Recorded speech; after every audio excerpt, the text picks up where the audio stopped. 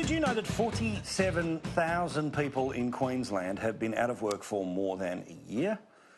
Did you know that there are a significant number of people in regional Queensland, certainly outside of the southeast, who find it incredibly difficult to get a job because either the jobs aren't there or people aren't engaging with those people to get a job? The Queensland unemployment rate, by the way, is at 6.4%. It is above the national average. Deb Frecklington is the opposition leader in Queensland, running for election to become Premier next year, and she joins us now from Brisbane. Deb, how do we fix this problem? Apart from the obvious, which is, you know, hey, you're going to say vote Team Blue in next year, but let's get on top of this. How do we change the circumstances when it comes to jobs outside of the southeast? Yeah, and good evening, Paul. And look, these figures are absolutely shocking. And of course, we're really concerned for those 47,000 people who have been searching for a job for over 12 months. Now, you've just said some of the figures, but that's exactly why we need to change this anti-regions and anti-jobs government, the Palaszczuk government.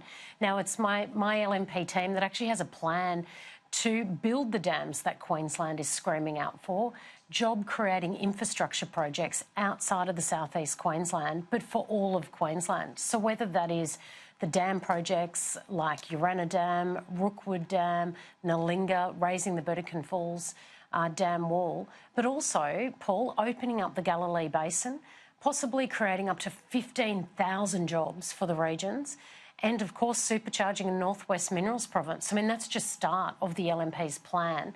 But I can tell you right now that Queensland is really hurting. We've got the second highest unemployment rate in the nation.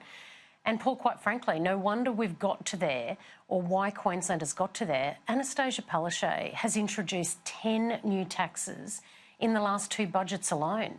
No wonder small businesses are struggling. No wonder businesses in the regions are unable to employ people, because they've got an anti-regions government. So first thing we've got to do, Paul, is we've got to change this city-centric Labor government.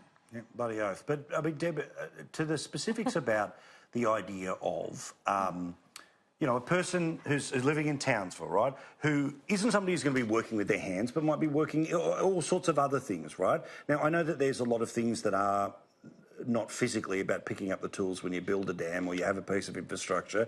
There's office staff, there's all the other things that go with a construction project.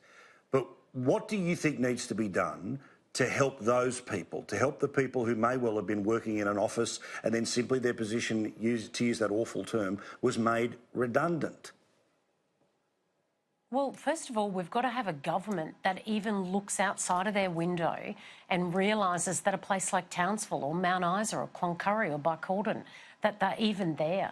I mean, what we need to do first and foremost is we've got to give confidence back to the business community that there is a government in place that actually understands and is planning for the future and has a priority for those regional areas to have a job. And that's exactly what my team and I are all about, making sure that we bridge that great big divide between the southeast and the rest of Queensland and creating those opportunities. Look, there are jobs available if you give the confidence back to regional Queensland.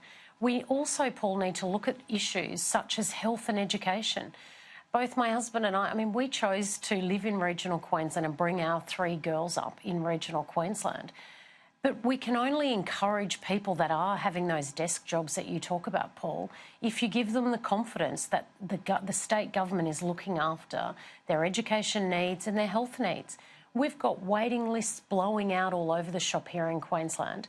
We've got people that unfortunately aren't getting the healthcare and the provision of health services in the bush because the Palaszczuk government are too interested in wasting money on other issues rather than focusing on patient care. For example, regional maternity services. It's those sorts of issues that if you can give confidence to someone to leave or to stay in the bush with their family, raise their family there, first of all, they need a job, but they need a government that supports them as far as services so they do feel comfortable to have those children and remain in places like Townsville, Mount Isa, Cloncurry, wherever it may be, because those areas, what a wonderful spot to bring up your family. I mean, that's why I chose to live in the bush, and that's one of the main reasons why I got into politics, to encourage people to stay in the regions. I mean, it's a beautiful big world out there, but we need a government that actually focuses on it. This is it, exactly. Queensland does not just stop at the Sunshine Coast. This is patently obvious to yourself and most people that are watching us right now, perhaps not the inner sanctum of the rather woke government that's there at the moment. Finally, just one without notice about these protesters. Do you think that they should have to pay for the police resources that we used in response to them, in the same way that, say, in Victoria, they send a bill to the Milo Yiannopoulos promoters because, God forbid, they have an event and someone turns up and tries to force the police to turn up? Look, absolutely, Paul. These protesters are just wreaking havoc across Queensland, across Australia, to be frank. And the fact that here in Queensland they continually get a slap on the wrist, sent back out on the street again, is unacceptable. And that's why I've been calling on Anastasia Palaszczuk to toughen up the laws.